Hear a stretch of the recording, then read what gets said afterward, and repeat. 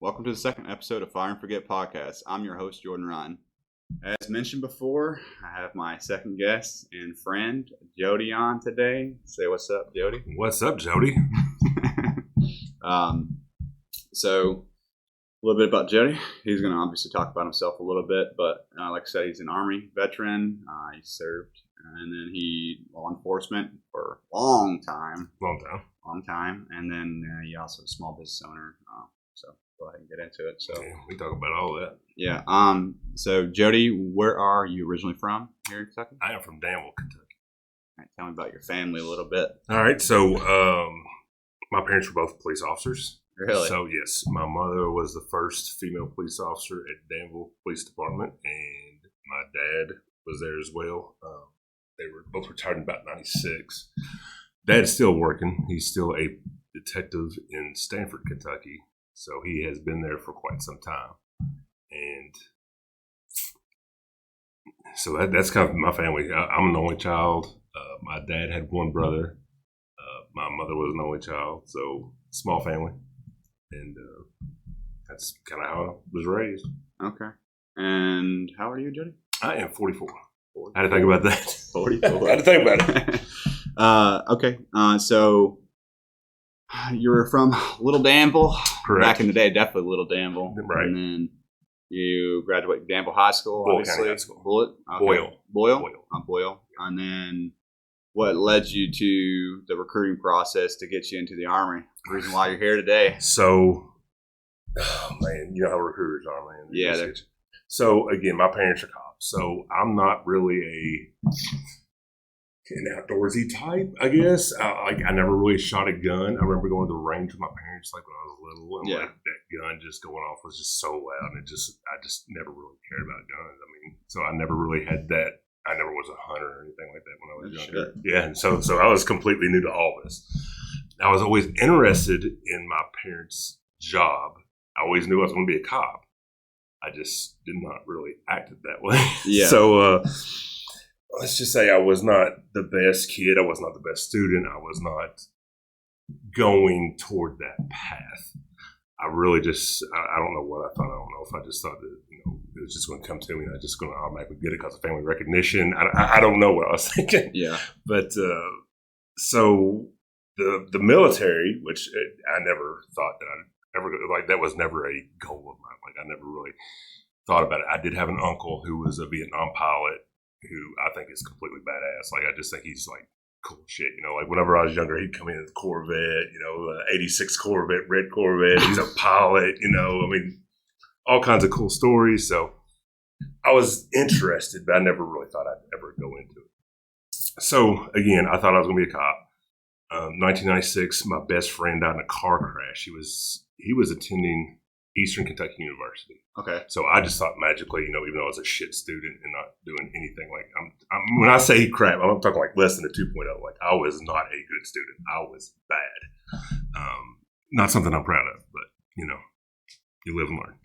So I just assumed that Eastern would take me up and I'd just go to Eastern with him and we'd graduate and I do, become a cop, whatever. So he died in a DUI crash, a single vehicle. And that was really affecting, that affected me. My parents got a divorce about that same time. So I was kind of an open target. I mean, I didn't know what I was going to do. I had no goal for the future. Yeah. So, at this time I'm 16, 17 years old. And to be a police officer, you have to be 21. So I've got that 3-year gap to even become a police officer. And most police officers, especially back then, you had to have military or college. Yeah. So I was not on that path. So, and I really didn't even think about becoming on that path. And so me and some other friends were hanging out at Burger King parking lot one day in Danville, like just chilling. Army recruiter comes up and says, "Anybody want to go to the Army?" I was like, "Let's go. Let's do it." That was my story. So this is like your senior year, though. You get recruited your senior year? Was that like your junior year? No, this is going to be my senior year. So I'm saying this is probably, I'm guessing right after I graduated or right before I graduated. Okay. So, I mean, it's, summer time, 96. So I got in the DEP, Deployed Entry Program. and there wasn't really much to that. I'm thinking I said 6 months. The only thing that I remember them doing was they gave me a sheet to know military time and maybe the phonetics before you go in, and that's about it. So, so I worked on that and learned that. Again, there was no ROTC at Boyle County, so I did not, like my knowledge of the military is the movies and, my uncle's cool pilot stories. Yeah. So, a recruiter, I wanted to be an MP, and he was like, why do you want to be an MP? Everybody hates MPs. It's true. And it was a minimum of 5 year. Is that what you signed up to be as an MP? That's what I wanted to be. Minimum 5 years. I was not going to do 5 years because I want to get out and be a police officer. Yeah. So I did the wonderful idea of 2 years plus training. Back then, that was probably not the smartest decision I made, but because 2 years plus training is about 2 years and 9 months. So if I'd gone ahead and did the 3 years, I got more GI Bill money. There was different things. But, yeah.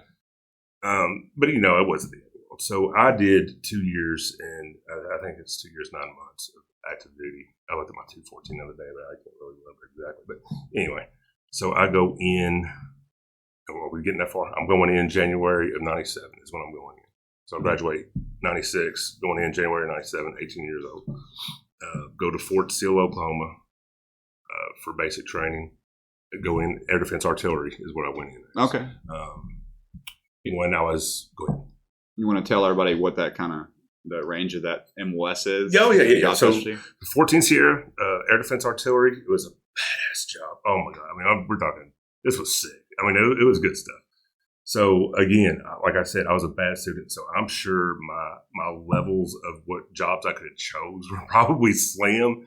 But those guys, the recruiters, made it just sound so cool. Back then they had these big blue or big disc. I mean, laser disc. Those didn't last long. But they had this laser disc. They put it in the laser disc player and just shows the guys running this Avenger, which I'll talk about that. But it just looks so cool. I'm like, oh yeah, I want to do this. This is awesome. So, again, I did it. An Avenger is a Humvee, and on this Humvee, you have a turret, and on the turret, you got 4 missiles over here, 4 missiles over here, Stinger missiles, shoot down aircraft. You got a 50 cal on this side, and you got a forward-looking infrared on this side, and, I mean, it's like a video game. Like, I felt like, they were kind of gearing their recruitment toward, gamers. I mean, it was kind of like everything was, like, set up kind of like a video game. So, you're in there. It was really neat. It was a really neat job. But so I got to Fort Sill, Oklahoma is where I did basic. Cold as heck, flat, cold, windy. Again, know nothing about the military, and I have very little, like I said, knowledge of it. I remember getting to there, and like the first day, drill sergeants come in there, beating and banging, and I'm slipping right through it because that's just what. Yeah, I was slipping through luckily my battle buddy woke me up and got online and everything. And I felt like I had a good experience in basic training. Like, it wasn't bad, I guess. Some people have horrible experiences. Some people have terrible experiences. And my experience with the military was pretty much all good. I mean, like, I really did not have that. Like, I had a uncle through marriage that I really didn't know well, but he had a drug problem in the military. And I never saw that side of it. Really? Yeah, but that was in the mid '80s. So you go to boot camp, mm-hmm. and then you obviously it's 2 years plus training. Correct. So let's go talk about like where you were stationed at, okay. some of your evolutions, stuff like that, your experiences throughout your like active duty time. And we'll go ahead and transition to why you chose to. Well, you obviously kind of talked about why you chose to transition, but Gotcha. What was the final point for you? Okay, so we're going to where I went, right? We're going to Fort Bliss, Texas for training. Yep. Okay, went to Fort Bliss, Texas for training there. That wasn't very long, and that's whenever we got. That's when we got the info, where we'd be going for our duty stations. Okay. So all the 14 Sierras that were on the 2-year program went to Korea.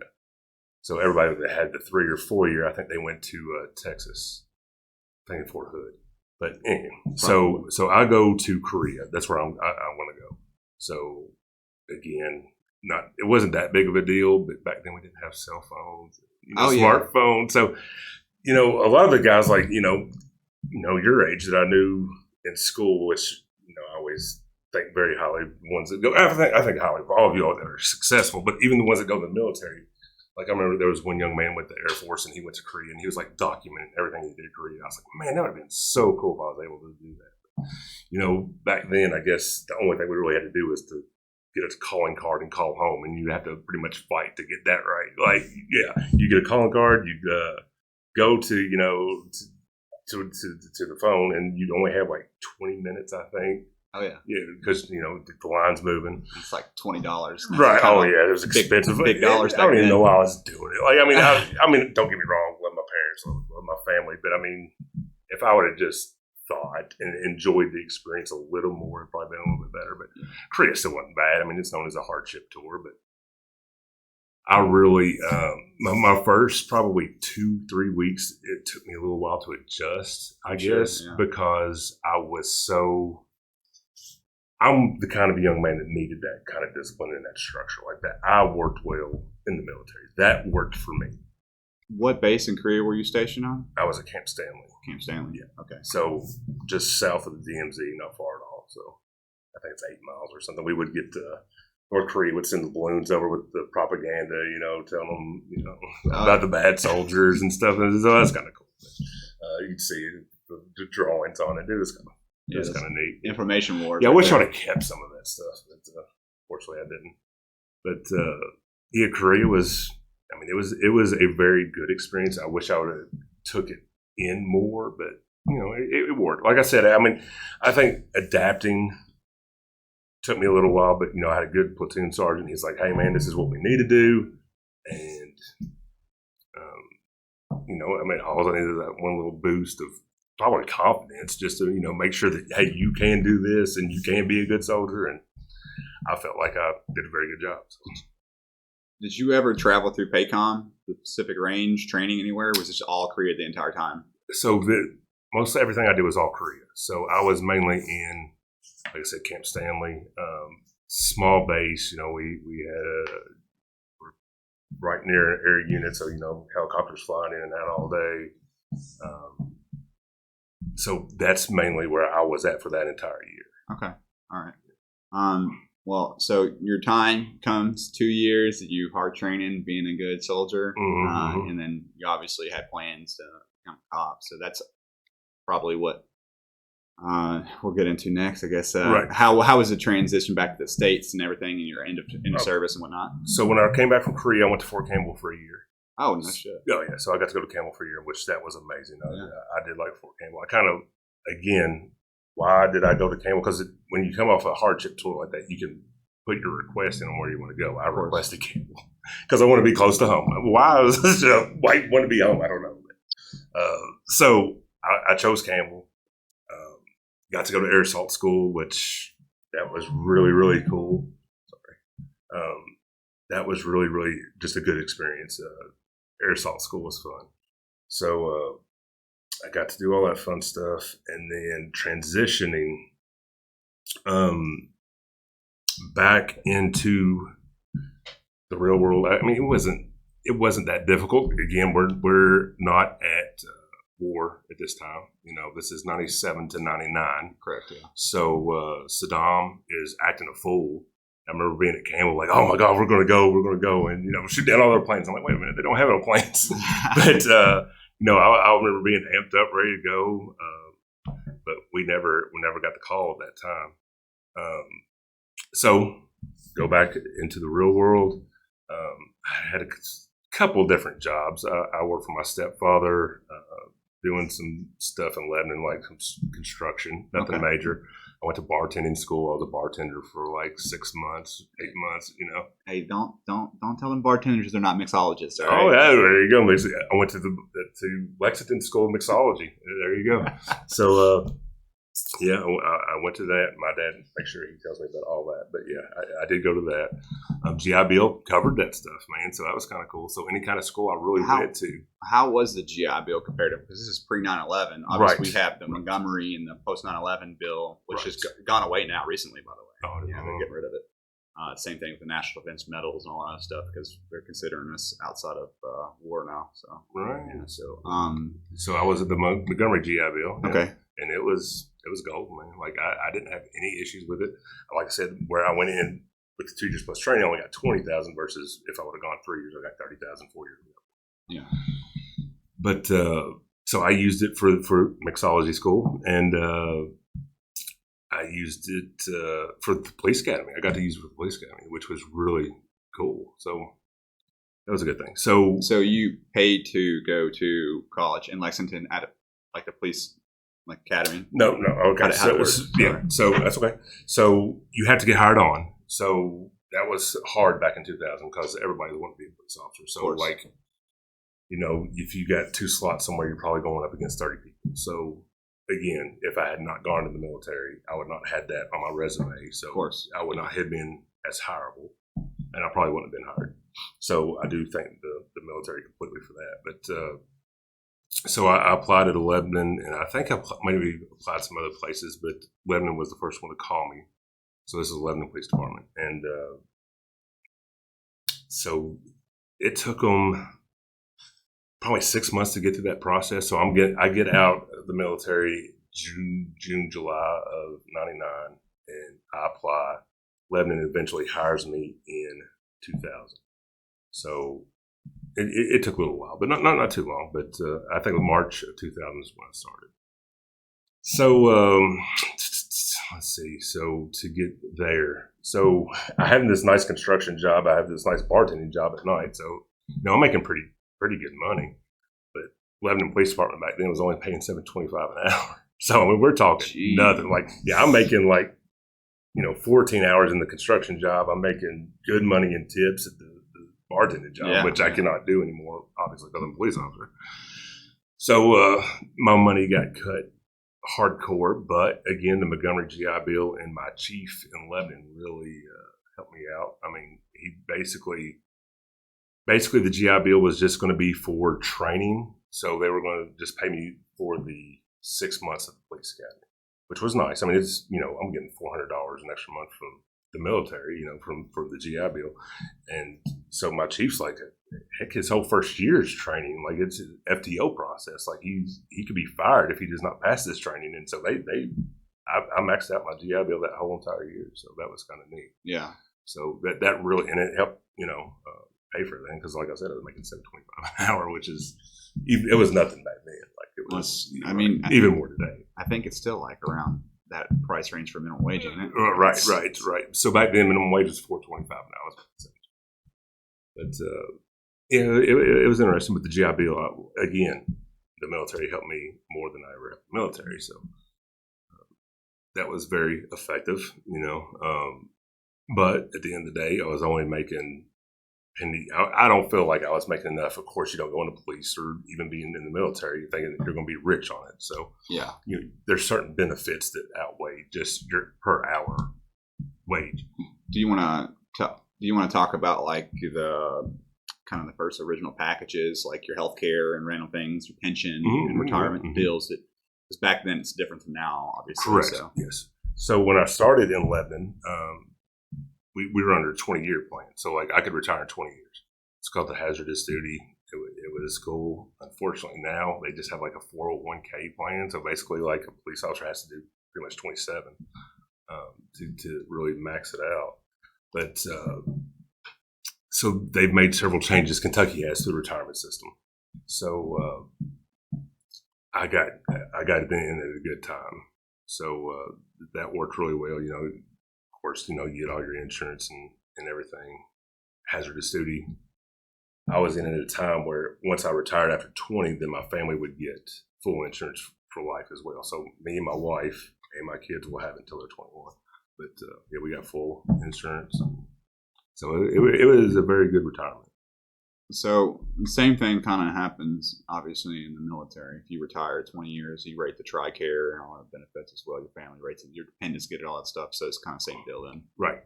So is that still there in the military? Or did it? Okay. I was thinking maybe the military even increased up to. Yeah. So, again, I never thought that I was going to retire in the military. So I never really had that. I didn't really look into it as much. Whereas in police, always. So by 20 years and you retire, So you do some time in Lebanon. Mhm. How long were you in Lebanon for? And then 2 years.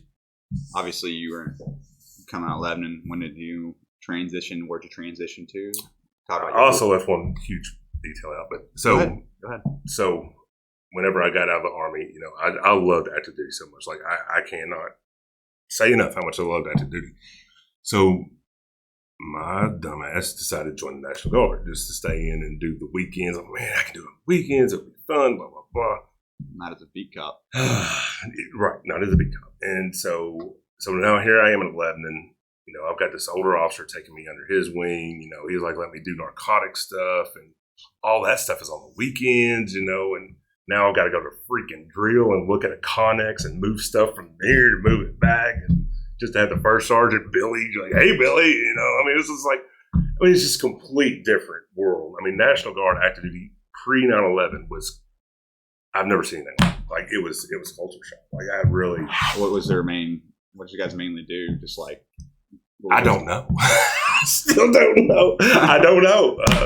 I mean, seriously, we would go to drill. You know, they would talk to us in the formation for, you know, good 15 minutes, and then we'd go to the Connex or the warehouse and kind of look at stuff. You know, Yeah. I mean, they did not have air defense artillery, so I went to supply. I mean, MOS number, isn't it? Because I mean, I literally did not care whatsoever. Like, I spent those last 5 years. I know it sounds awful, but I spent pretty much those last 4 years just trying to get out of the National Guard, just so I could say, "Hey, look, I really want to be a police officer and focus on that." But no. I mean, I did what I could. When I was there, I would do my job. You know what I mean? I just dreaded it. Like it was just like I said, you know, I'm making $150 a weekend when I could be out here working on my future and, you know, doing all this cool narcotic stuff. You know, we were, you know, getting in rental vehicles and putting up, you know, equipment, and we had cameras and hats, and people, we would follow them and let them go into houses and buy dope. And, you know, I was out there doing all that stuff, and it was really fun. Yeah. But again, you know,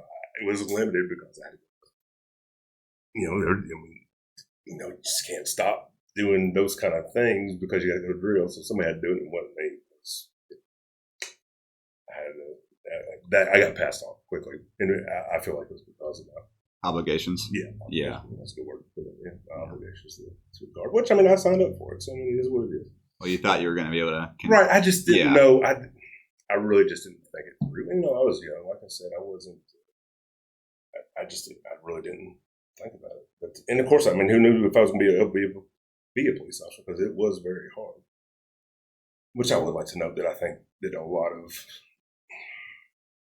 It seems like there's law enforcement has a lot of military in it. So like I felt like there's a lot of guys like even at Campbell, like they were getting out to go be a police officer. Of course. Like I felt like that was happening quite frequently. And they were probably even hired on or looked at before they even, you know, got out. So, I'm sure, yeah. Right. At least that's what I feel. So you obviously, because of your obligations to National Guard, right. You had the opportunity to do narcotics, which early on in your career would have been crucial, right? Man, it's so cool. It was cool. I mean, I still got to do some. I just I didn't get to keep on doing it. Well, for people who've never been in law enforcement, Mm-hmm. kind of explain kind of the step process. Obviously, narcotics not like a junior rookie position True. to the team, so that's what I was trying to get towards. Yeah, correct. But Lebanon's a small department too. I mean, we're talking about a 15-man department, so it's not like we had the biggest narcotics section. We basically had one guy that ran the narcotics unit, and he ran it. I mean, even after I left, like he was the narcotics guy forever. It seemed like so.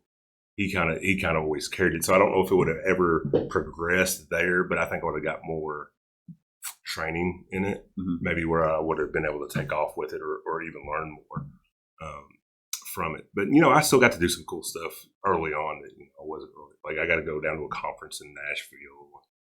Like that was abnormal for an officer with a year on, you know, like I got to do things with him like that. So that was kind of cool. So you're finishing up some time in Lebanon. When did you meet your wife? And we'll talk about some other stations that you had. Gotcha. Like so I get a call to Walmart for shoplifter, and there's a nice young lady in electronics, and she's hot, and I'm like, oh yeah. So she's the one who called in. She caught a Hispanic male shoplifting a Walkman, So this was right around Christmas. So I went in, being goofy, and how I am. I'm kind of loud and obnoxious anyway, kind of goofy. So I come in and I start singing some Christmas song about somebody stealing a Walkman or something, and kind of I'm hitting on her or whatnot. But of course, I am in the process of getting a divorce at this time from my first wife. So I'm open again. So that's probably the first time I really remember meeting her. And then shortly after that, there was a car wreck near her house, and she just happened to come over and say, "Oh, what's happening?" With her mom. Like it's like, "I remember you, yeah." And it just kind of a couple months later, we were at St. Catherine together, and it just kind of Worked out. mingled. Yeah, kind of ran into each other, and it just kind of worked out. It went well. This is early 2000s too, right? Yeah, this is early. This is 2001, 2002. Actually, this is 2002.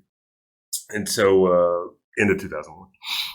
So then, let's see. I decided I wanted to Danville because, one, I'm going through a divorce. Got a 2-year-old son who, he's awesome. Thinking that, times were different back then for that stuff too. So, he was young. But we didn't have 50-50 back then. So it was just going to be a weekend thing. Like I was going to be a weekend warrior on that. So another thing the National Guard kind of interfered with too, because my time with my son was on the weekends. And back then, police officers, we didn't have a schedule that were off on the weekends. So my current wife, she spent a lot of time with my son on times that I should have been having him. Yeah. But this is the way it goes. So I went to Danville, where my parents retired from. That was an experience. Danville was more of a let's go write a bunch of tickets and let's not give out many warnings. And I just never was a big ticket writer. Again, I was not a very good student back in the day. Probably wasn't the best kid back in the day. So I kind of had a soft spot for certain things. 10 miles an hour or over didn't hurt my feelings. Like I didn't, you know what I mean? Like it just didn't bother me. My goal in life was I was going to stop every DUI and save everybody from wrecking and killing themselves. That was what I wanted to do. That's what I was like, I'm going to be the best DUI cop ever, and I'm going to get tons of them. It just didn't turn out that way. I had bad luck. It seemed like whenever they give us a stat in the police academy that, 40% of cars after 12 o'clock that are driving are DUI. Probably true. I mean, it probably is true. But, I would stop the car and it'd be a priest going to a daggone mass or something like that. That was just my luck. Like I didn't have the attention span to sit there or even think it's right to go watch a bar and watch people leave and pull up. Like I didn't do that. So I just really struggled with getting them. I mean, I would get them, but I would not be near the top. I think one year I came in second, but for the most DUI awards, but never had much luck. So anyway, get to Danville. Again, my dad and mom retired from there, so I'm kind of feeling some big shoes there, and that's probably my own personal, self-confidence kind of thing. But the chief there, I've known him since I can remember. That I remember him, like, I came in and he just chewed my ass, man. Just on me. Like, I don't care who your parents are. Don't give a shit. You're not just going to come around here, ride around and look pretty, and you're going to do your job, blah, blah, blah, blah. I'm like, all right, that's fine. He gives me this big old hug, and I was like, holy cow. Like, it was a lot. But, I did my thing. I did what they asked most of the time. There were some certain times where, like, I pulled this nurse over. And if she's listening or ever listening, I'd still feel bad about this. But if you ever know anything about cops, we try not to write nurses. It's just one of those things. Yeah. It's just like soldiers. I mean, veterans, I mean, I'm not saying we won't. I'm just saying it's usually a little more lax. You want to get a little more leeway. If you're polite and I'm so sorry, I was just working in the hospital, and whatever, you're going to a little more lax. But this time, I did not have the ticket to warning ratio that I needed. So she was speeding. She got a ticket. And, I still kind of felt bad about that. I mean, I'm not saying she didn't deserve it. She was breaking the law. She got a ticket. But, I mean, it's just, God, it's like, man, you look back on those, what did that do for anybody? Did those tickets prevent wrecks? Probably not. I mean, you know what I mean? I have a state trooper buddy of mine. He's like, He's like, I hate it so much. He's like, I do. I got to write 10 seat belts. I got to do this. I got to do that. It's so tough having those quotas. Yes. You know what I mean? Yes. And now I never felt like there was truly a quota because technically it's illegal for them to put a quota on a police officer. You can't do it. However, they did want certain amounts of work where I was always, when you're working in a big man department, like Danville was a 30-man department. So, you could have the non-ticket writers. You could have the people that were wanting to do, sorry, it's 3 different people. You can have those things where, like I always liked public relations. I did the schools cop. That was perfect for me. That was where, it worked well. But I could also go serve papers. I could take calls. While this guy's over here, stopping 15 cars, I'll go take all the calls. I mean, I'm good with that. But because some people really like to do traffic, like they think that they're making an impact, and they probably are at some point. But I'm just talking about those minor traffic offenses, those rolling stop signs when there's no other cars coming at night. But not using a turn signal. I mean, it's just like I don't mind to stop them and fuss at them a little bit for it, but I just never was big on writing tickets for it. When did obviously you have a legacy with your parents, stuff like that. You're in Lebanon, and then you say, I'm going to Danville. I got to get out of Lebanon, small department. You're trying to progress. Right. You got to go back to your hometown, whatnot, right. Stuff like that. When did kind of obviously you got a desire for communal output. You love your community. You know what I mean? You want to help out people and stuff like that. That's where you chose your career field. Absolutely. It might have been a little bit of legacy at first, but at one point did it kind of connect for you that it was really about helping out people? I think from the beginning, I just really felt like, I can't remember any specific call or anything that I was on. I just felt like through investigations and through, solving burglaries, stopping domestic violence, interfering with that kind of stuff, I always thought that would help. I always, back then, they were really talking about community-oriented policing. Like, that was a big deal back then. And I still think it is, but they were really instilling that into us. So that's why I kind of feel like, I think that's kind of why it was like, okay, well, not all cops have to, write all these tickets. Like, I feel like there's a good mesh there. Yeah. You have some traffic enforcers, you have some.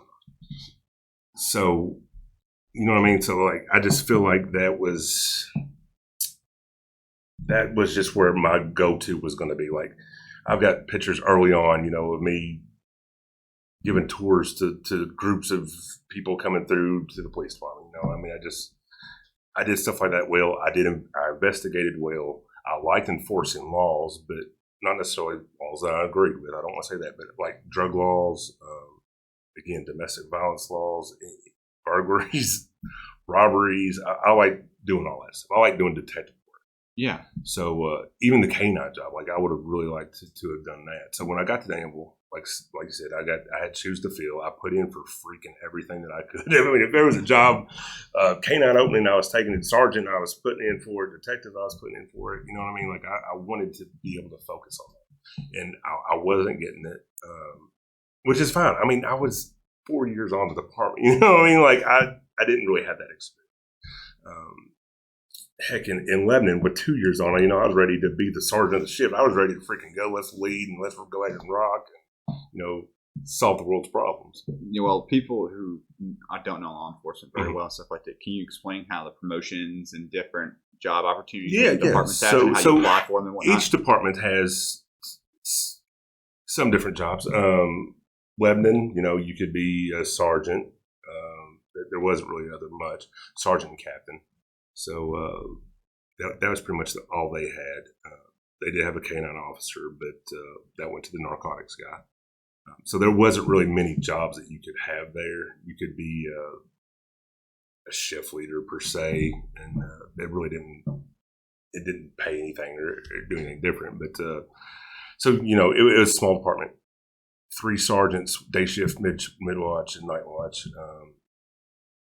So that's about all you had there. There wasn't much. So you get to Danville. Danville's got detectives. Danville's got canine officers, multiple sergeants, multiple captains, assistant chiefs. There was a lot of room there. There was different stuff. They had, drug detectives. They had regular general detectives as well. So again, I probably didn't put enough time in to be that disappointed for not getting it.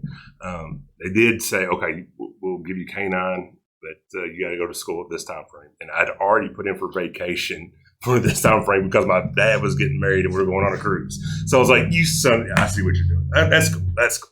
So I think that wasn't my last straw, but it was near there. And you know how this stuff goes. I had a buddy, good friend. He was one of those kick-ass guys. Like Danville, I met some officers that they were really, really, really good officers. Like they were good at what they did. And this guy could get drugs off of anybody. Like, I mean, he could find them. He had the nose for it, whatever. And so he sees a known to him as a drug dealer, and the guy takes off running. So he pursues after him, and you know, late at night, he went off road onto a person's property and kind of chased this guy down. Got him, got a lot of dope off him, and they suspended him because he went into this road because they said, 2 o'clock in the morning, somebody could have stepped off the porch and you would have hit him or something. And I was just like, private property. Come on, man. I mean, he just really did, he just got drugs off the street. I mean, he got, I'm not saying, I don't even know all the details behind it, but from what I got, I just didn't like it. Not that was the final straw, but I'd already been kind of looking around.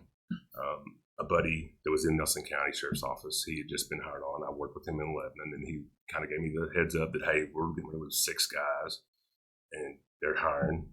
So that was kind of all that combined kind of led me to come to Bardstown. So you come to Bardstown, you apply to be a sheriff over here because your friend kind of hooked you up. Yeah, little way into this. Little way in. Yeah. So was there any additional requirements or training? What position did you come in when you came to sheriff? Came in as a deputy. I'd never seen such a cool schedule. They work 10 hours here with every other weekend off. Sorry, you work 3 weekends, you were off 3 weekends. I'd never had a weekend off at this point. Like I'm off Tuesday, Wednesday. So for my family life, that was awesome. So I come here at the end of 2005. So my son's 5 years old now. And now I'm actually being able to stay full weekends with him. So that's really cool. I had just gotten out of the Guard in 2004. So those weekends, I had a little bit more with him. So I come to Nelson County. Sheriff Mike Newton's the sheriff. There's a captain. But other than that, there's not much supervision. You know what I mean? So I'm on night shift. Nelson County is a big county. I've been sitting there working at city calls. We respond to a call. We can get there in a minute and a half, 2 minutes, 5 minutes at worst. Now we're going to calls where it takes 40 minutes to get to Howardstown. So lights and sirens getting on your nerves after 5 minutes. I mean, it was different, but I really, really, really like Nelson County. I don't know what it is about this county. I just love it. It's an amazing county. And I've loved it from day one. I had a computer that I would put in passenger seat because I knew nothing about this. The only time I ever came, I don't even remember coming through here. I heard stories from my grandma that she used to come dancing here in the 50s. Other than that, I had some good, strong blood relatives to Nelson County, but nothing really tied me here. So it was just, I don't know, it was just different. I was free from that, thinking I had to fill my parents' shoes, which that in hindsight probably wasn't there. So before you go ahead, you're fine. By the way, everyone, Nelson County is massive. It is massive. And it's urban capital, of course. If you're not aware of that, and then population 2005 probably is 30,000 for the whole county. But it's huge. Right. It takes you an hour. 427 square miles. That's crazy. Yeah, so I'm used to 12 square miles of Danville. My jurisdiction went from one little sector to all of Nelson County. And it was amazing. I really enjoyed it. At night, I would ride around and just look at it. I mean, you could go somewhere new every day of the week. You know what I mean? Just go to Boston. You can go to Bloomfield. You can go to Howardstown. You can go to New Haven. I mean, it was cool. It was neat. Yeah. And not having that pressure of everybody knowing you. And again, that would happen in Danville too. You pull somebody over and man, so I went to high school with them. You don't give them a ticket for going 10 over. You know, so I really didn't have that quite as bad here. And again, I mean, they didn't pressure me to write tickets here either. So even when I had the interview with the sheriff, I told him I'm not a big traffic guy, but I'll stop cars and do that thing, and he was cool with that. Of course, they had just lost 6 people, though. They had 3 go to Louisville and 3 go to KSP. So, they were probably taking what they could get. But, like I said, it worked out for me. And again, I'm making, when we talk about Lebanon, I was making $7.25. I get to Danville, I'm probably making 13. I come here and we're making like 18 an hour. Yeah. Like, holy cow, big bucks here. So, it was just, it was a culture shock being a deputy. There's not much difference between city police and, deputy sheriff, but, we have paperwork at the sheriff's office that has to be served. So that worked well for me because those are things, again, I like to do. And I didn't mind working on that. We have 2 detectives here. So if we had a felony case, and that would go to the detectives, and that worked well. So I did that for several years, just patrolling Nelson County. And then Sheriff Steve Campbell, I think he was your SRO for a little while. He became the sheriff. And when he was running, I kind of shot the ball with him one day. I was like, hey, man, if you get this job, I'd really like to be a school resource officer. And sure enough, he didn't really talk about it. I didn't have to put in for it. And he put me in the school job. You were a school resource officer for 11 to 15, like you said before. Yeah. I was there for, I graduated in 13. Yeah, right. 13. So you want to talk about that experience? Oh, yeah. I think that probably has built my career more than anything. That SRO, whenever you get to meet people and have that kind of impact, it's bigger than anything on the road. Like, I always wanted to have that kind of impact on the road, but you don't see people enough to make those connections. Whereas when you're in school, you saw my ugly mug all every day, like, oh, God, there's Joey. So, but you can at least build those connections. And I want to kind of jump ahead, and I'm not mean to, but go ahead. So, after becoming a school resource officer, I became a detective. And my first case as a detective was I had put in for it, and the sheriff at the time was Ed Mattingly. And he called me and said, "We've had a murder. You're a detective. Get up here, and you got to witness the interview." I'm like, holy shit, so this is intense. But I go into the interview room, and it was one of the kids from school, pal, and that was just instant, holy cow, it's such a relief. So all that stress of, am I going to screw this up and everything just went out the door. And I think it made him feel better too, just because he knew me. So this is one thing that you've hinted towards a few times, and I definitely wanted to address it. Okay. The fucking anxiety of being a police officer. Absolutely. Dude, oh my God. It's surreal how much pressure you guys are put under. Right. Obviously responding to domestic violence. What was it? Obviously you served for, you 21 years in force? Yeah, a little bit more than that, but yeah. 22? Yeah. A long time? Yeah, a little bit of that. Yeah, keep coming back. We'll talk about that too. Yeah, but, right. The anxiety and kind of the stress, and obviously if you're a local communal member and stuff like that, you're locking up dudes right, absolutely. you're up with. So you want to talk about that a little bit? Yeah. And actually, whenever I locked up guys in Danville that I knew, I can think of one guy had a warrant on him, locked him up. We were cool. We were fine the whole time. Even buddy in Lebanon, we used to party before it became police officer. We used to hang out together, and I had to arrest him. And I kind of got my ass chewed once because I let his wife come and drive his car and met him at Wendy's or something to do with the kids. I can't remember, but oh my God. Pounding in a row. Oh yeah, and it just, oh my God, my sergeant's like, people that know you are the ones that kill you. I'm like, fine, you're probably right, but I just, he probably didn't know the whole detail of our friendship before then. You know what I mean? So it was I never felt threatened, but I guess he was concerned that if I made that a habit, then that probably would look bad, or it could get me hurt. And, I get that. But yes, the anxiety, I think the most anxiety that I had with that is, again, military is so well structured. You know what to do. You have people on you all the time. So you have that. Police, you have a little more freedom, but you have a little more freedom to screw up as well. So, back to the DUI thing, I wanted to arrest all the DUIs, but arresting a person for DUI, that's a stressful event in itself. I know it don't sound like much, but you have to follow all these daggone procedures and everything. I didn't ever want to arrest somebody wrongly.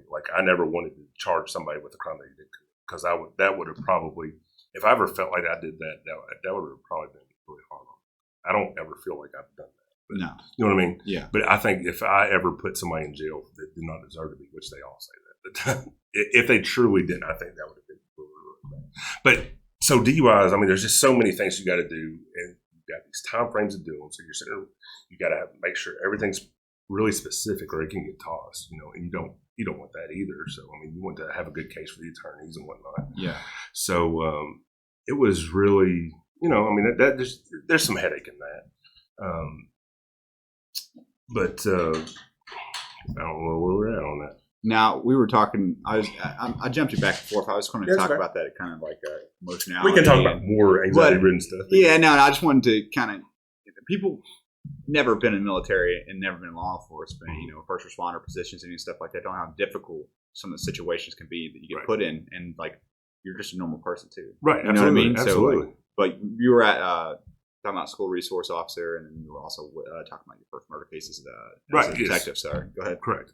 So that was just like so relieving whenever I walked in and I saw that kid. He was one of my DARE. I taught DARE, drug abuse resistant education, and I truly feel that is just basically for networking, because I mean I never realized how big of an impact that would have.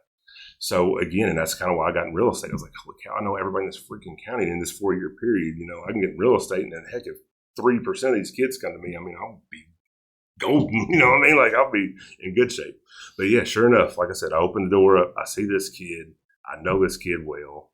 I dealt with him a lot at school.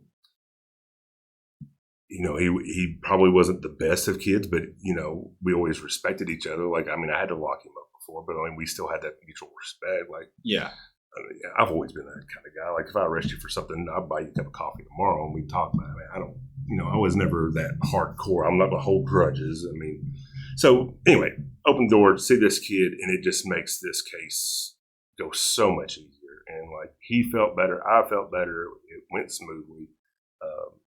And it led to, we got the conviction or whatever. And so, I mean, it was neat. So even moving on forward past that, I mean, I still deal with it. I'm trying to think what happened in Bloomfield, and I was just like, holy cow, this is still really given to me. But I mean, it just does. Certain cases. There was a case where kids had stole a bunch of weed, bunch of dope, and but it was hemp.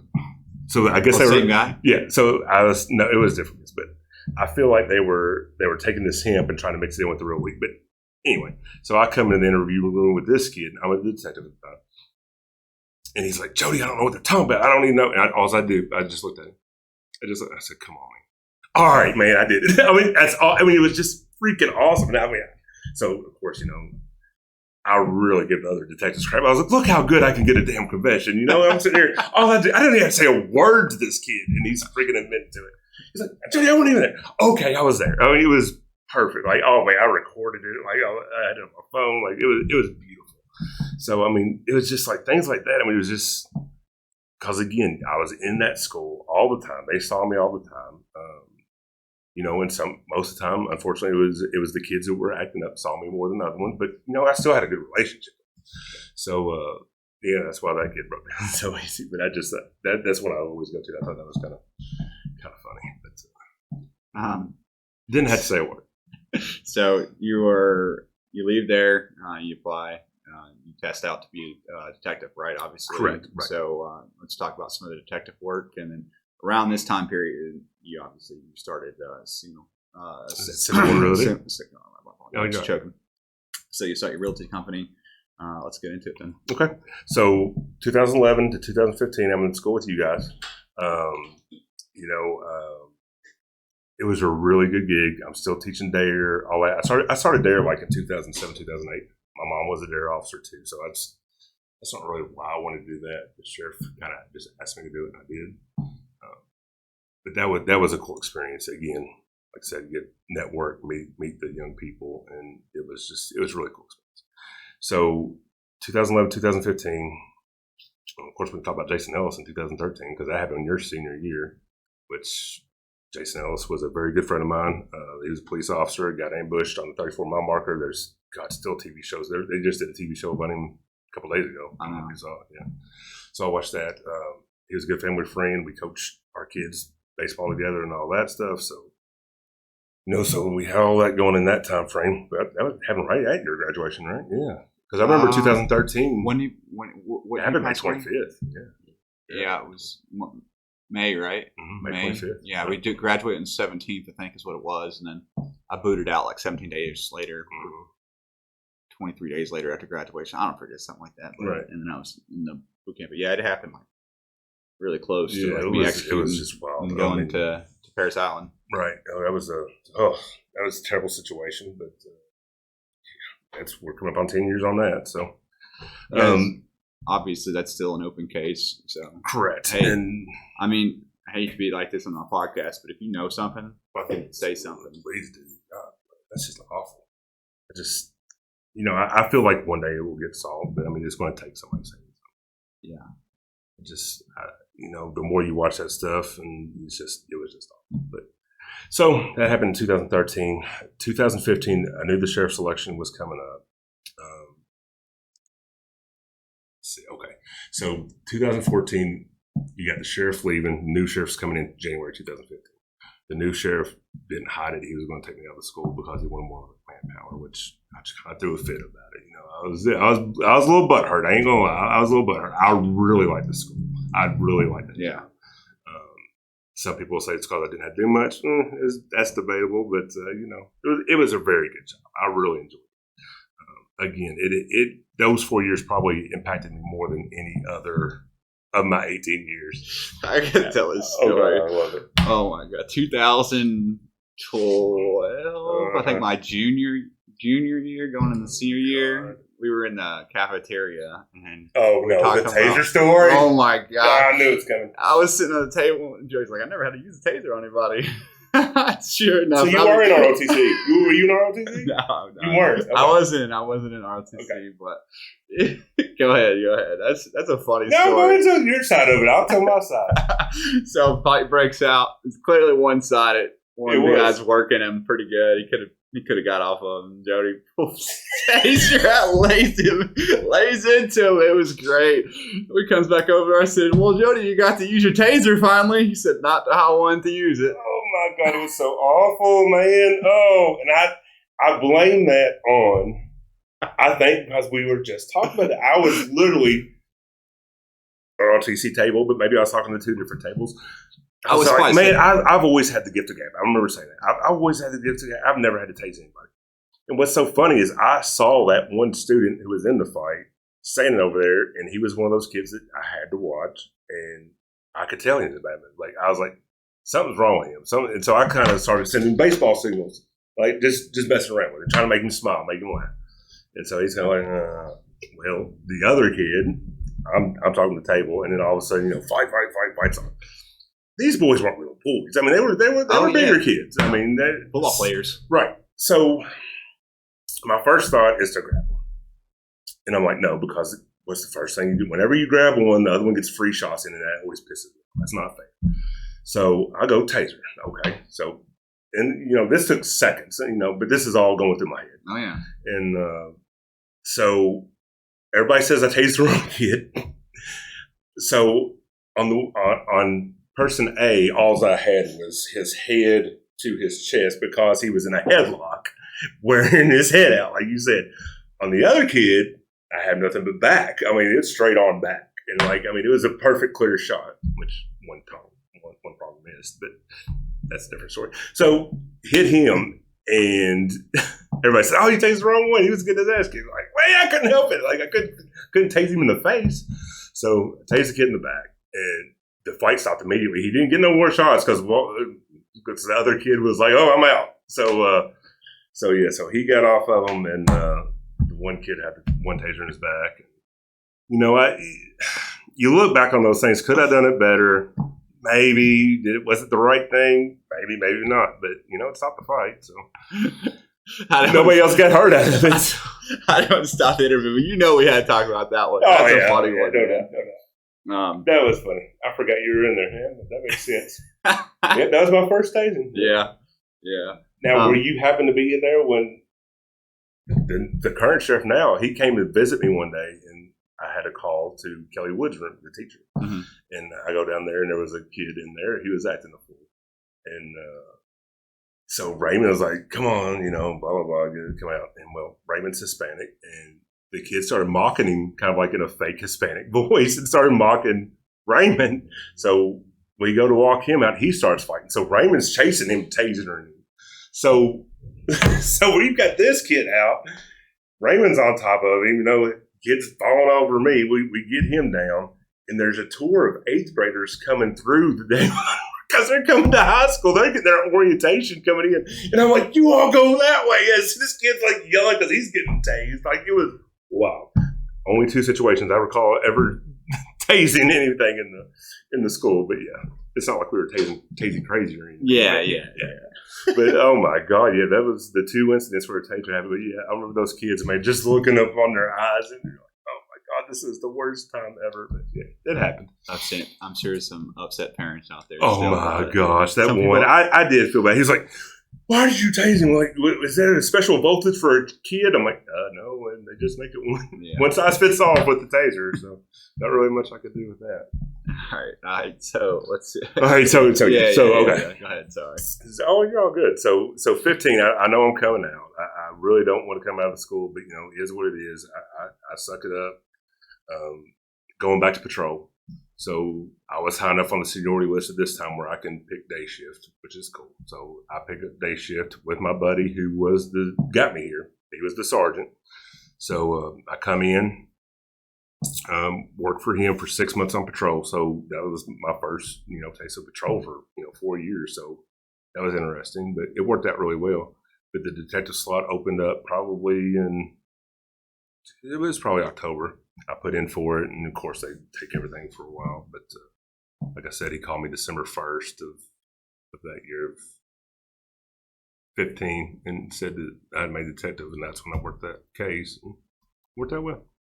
How long were you a detective for? I did we'll call it almost 4 years. 4 years, and then so yeah, we were general detectives, so it meant we handled everything, felony wise. It was unfortunate. I think detectiving probably puts a little damper on anything else, just because it's just so bad. Like you're dealing with felonies the whole time. And of course, I could talk about the court system and how that goes, but we that first year we were really busy at 2016 when we had a lot of suicides and we had a lot of just weird things that just happened.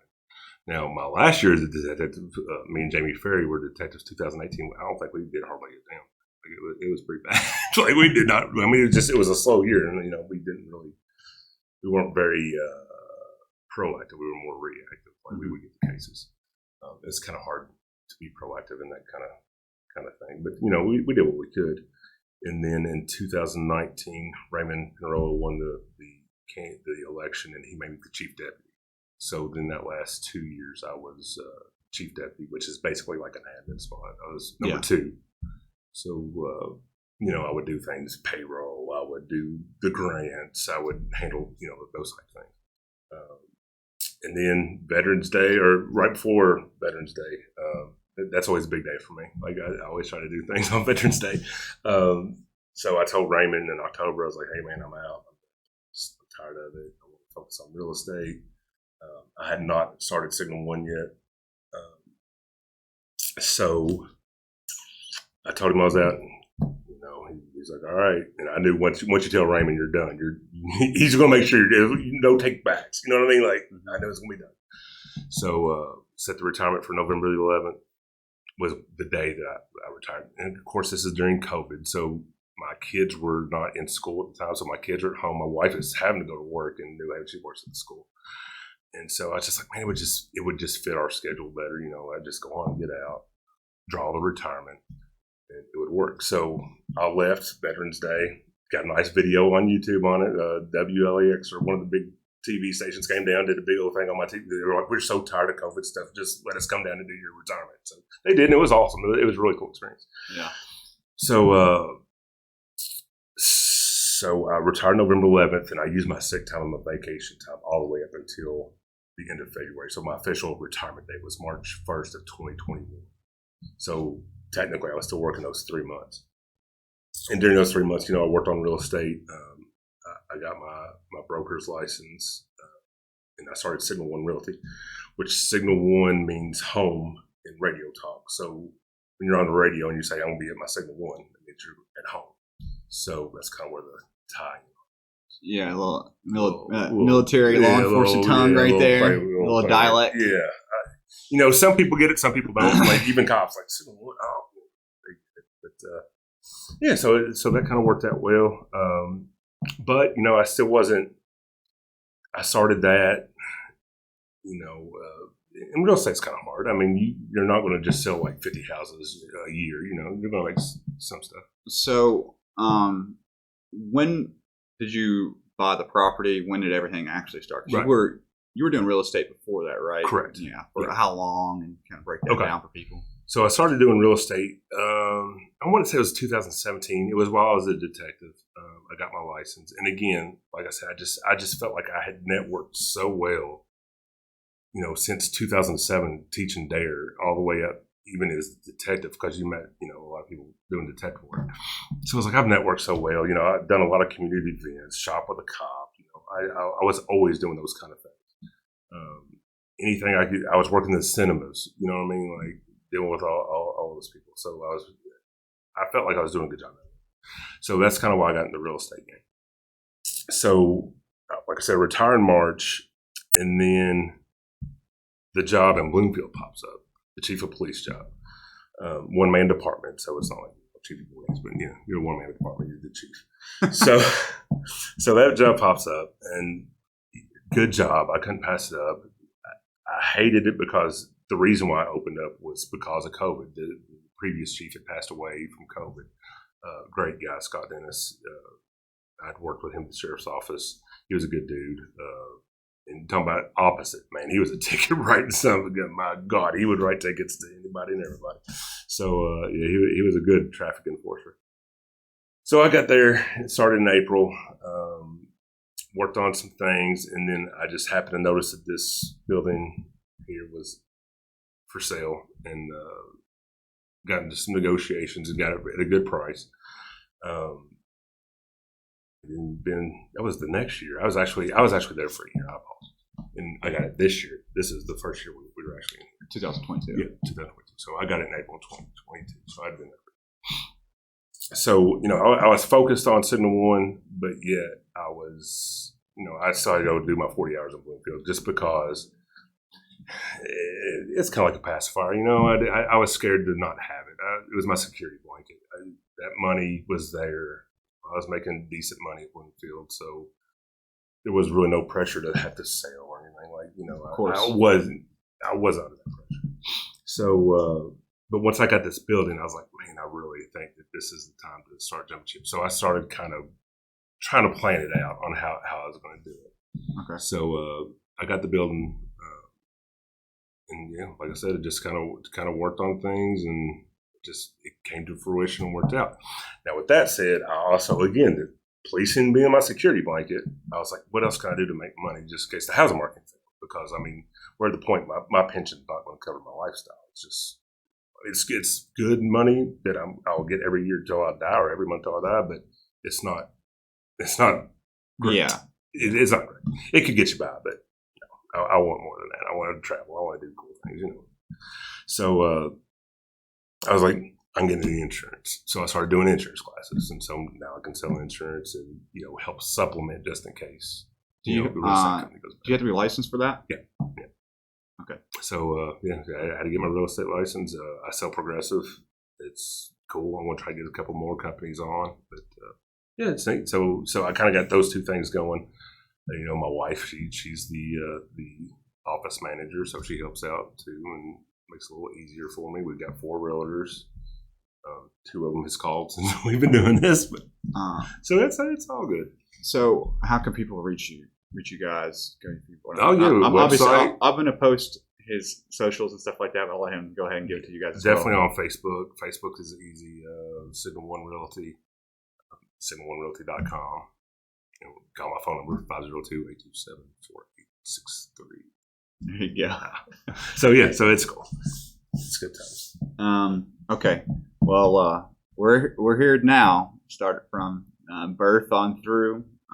So we'll probably close this out. Joedy, you're an awesome guy. I mean, I'm glad you had that story. I'm glad at least you have one. I'm surprised you don't have more. I have plenty. I've seen a few of Jody's acts. I was going to say, but you got any closing remarks for anybody? Like I said, you guys could reach him signal1realty.com. He said his phone number. I'll post it all in inside of the YouTube links and stuff like that as well. And but now I'm excited. Like I said it the other day. I really mean it. Joedy is an excellent community member. Obviously, he did law enforcement. He served in the Army. Love the Army, man. I'm telling you, man. Didn't get to do exactly what he wanted, but he still got to serve the country. Even desired to serve afterwards because he realized that he loved it so much, but it was a little bit different, honestly. But any closing remarks for you, Joedy? No, I think you being a veteran or you being active, I like it when people reach out to me. Sorry. I like it when people reach out to me, like in messaging and say, "Hey, I'm thinking about joining the military. What should I do?" Like or police work or real estate, but I always like to help people with that. So if any of your viewers have any questions or anything like on how to navigate that path, I mean, I can always give them that self-confidence to go with it. But I think it's important because, I kind of would have liked to have somebody to help me a little bit more. I mean, the Army was going to teach you how to be in the Army. But it's good to have a little boost of confidence and have somebody to talk to about it. Yeah, I mean, absolutely. I mean, it's hard to find people that are going to mentor you and help you along the way. And then I think that's one of the biggest things that we talk about throughout the entire episode is like how many times every time you change stations, someone took you under the wing and kind of showed you the ropes and stuff like that. Right. And like that's important. And then obviously with the networking into the realty company, you end up being able networking from school and DARE and all these community outputs and stuff like that led you to opening up the realty company and getting into realty and insurance and all that stuff. All started with the Army.